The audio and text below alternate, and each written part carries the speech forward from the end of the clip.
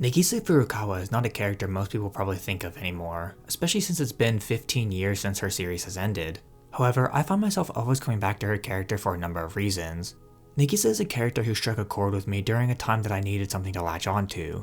Nagisa's personality is one that I wish more people had in real life. She's a selfless person who is a little bit quirky. She often puts others before herself. Even when she has a goal and dream in mind, she will put it on hold in order to help others around her. Her selflessness is something that should be praised for sure, but I like her quirkiness a lot more. I think she's just naturally funny being herself and living life.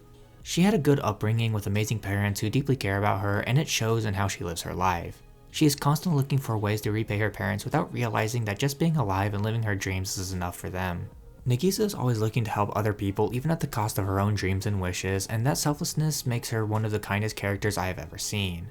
And it makes the things that happen to her so much worse, and you start to question why her, what did she do to deserve this? These are the things that I will discuss in this video going on. But before doing that, it would be awesome if you could leave a like on this video and subscribe to the channel. I make new anime, manga, and webtoon content every single week on a variety of different series and topics. Nagisa is a character I fell in love with for a lot of reasons. One is that there are a lot of things about her character that I can relate to, and one of those things is the feeling of being left behind. Nagisa at the start of the series is a year older than everybody else. All of her old friends have graduated and moved on with their lives, leaving her stuck in the same place she was the previous year. She feels like she's being left behind by those friends she once had, and she almost doesn't even want to go to school on her first day. I have felt this way before myself. For me, it wasn't during my senior year of high school, it was my sophomore year. I didn't have a sophomore year of high school, so when I came back to school and all of my friends who I grew up alongside were taking classes above me, it made me feel a little left out. Part of that was also that I felt like a lot of them didn't even really recognize why I felt that way. It was hard to form friendships in a class of people who I never even really met before, so I worked tirelessly that year to catch up to everybody else because I didn't want to feel like I was left behind anymore. And thankfully, I was able to graduate on time alongside with my friends. But that feeling of being left behind is something that hits very close to home. I actually discovered this series right in the heart of when I was going through this, and it hit me immediately. From that day forward, I knew Nagisa was going to be one of my all-time favorite characters. As up to this point, I had never really had a character that I related to in any way and always wondered what it felt like, as I heard other people talk about their favorite characters and how they related to them and so on. So when I finally found a character like that for me, I was finally able to understand why people like their favorite characters so much.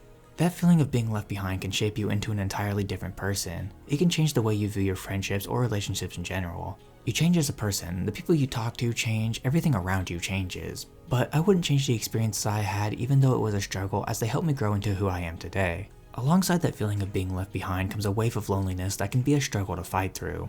Especially if you are a shy person who doesn't easily make friends, and that is exactly what happened to Nagisa and clannad as well. If it wasn't for Tomoya talking to her all the time, she would never have really made any friends that year and would have been completely isolated. When you get into that mindset, it can be very hard to break free from it, but with enough determination, you can start to form connections with people again. But in the future, it'll still be hard for you. I know this all too well, as I have and still do experience this daily. I went through the loneliness multiple times. It sucks and it affects your ability to form connections with people. I lost a lot of friends I talked to in high school after we graduated, not because we hated each other, we just kind of moved on with our lives. And after that, I went through a few years of having no one to really hang out with and talk to in real life or online. I had no one. It wasn't until recently, thanks to some amazing coworkers that I have, that I was able to start making some friends again. Forming those connections with people is hard.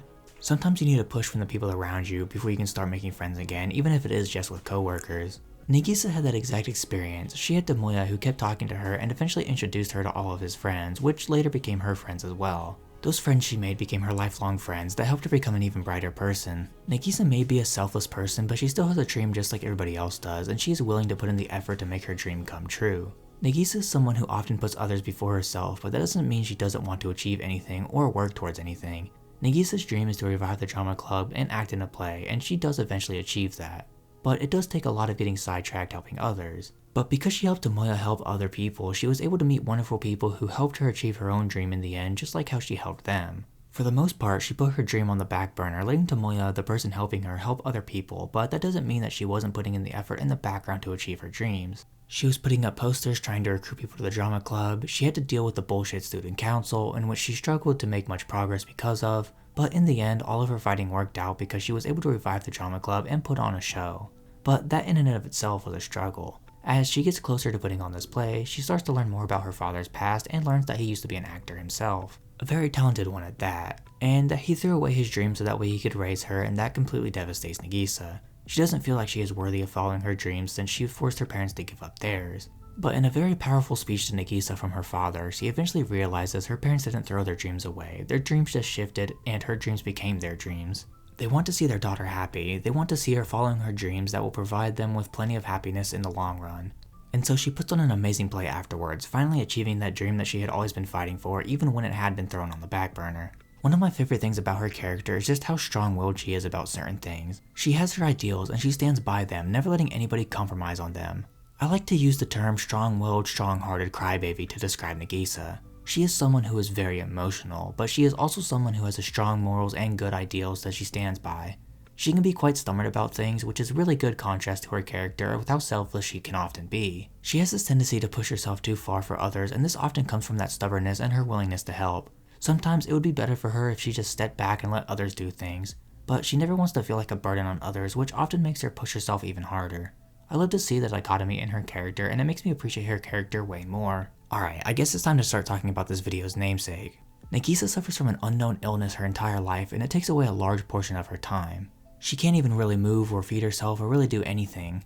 It incapacitates her for months on end, leaving her missing a lot of school and being forced to repeat the same school year twice because of some bullshit ass attendance policy. Nagisa's sickness is something that I resonated with a lot. I had different problems than she had, and it never took me out of school for months at a time, but I know the feeling of always getting sick and missing school all the time.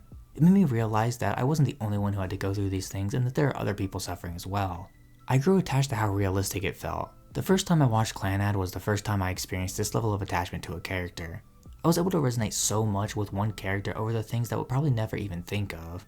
When you are a kid or a teenager, being sick sucks because all you want to do is hang out with friends and have a good time, but you're left alone, sick, and not really able to go anywhere. It takes away your ability to form meaningful friendships with people. It can be useful for making you a stronger person mentally, but for the most part, what good is that? Sometimes you just want to go out and play, or have a sleepover, or do any of the fun things kids do, but you can't. There aren't a lot of things in most anime that resonate with me as much as Nagisa's character does. She embodies a lot of the experiences I had throughout my life and has had made me reflect on myself a lot over the years. Nagisa is just an amazing character from the beginning of the story all the way to the end of the story.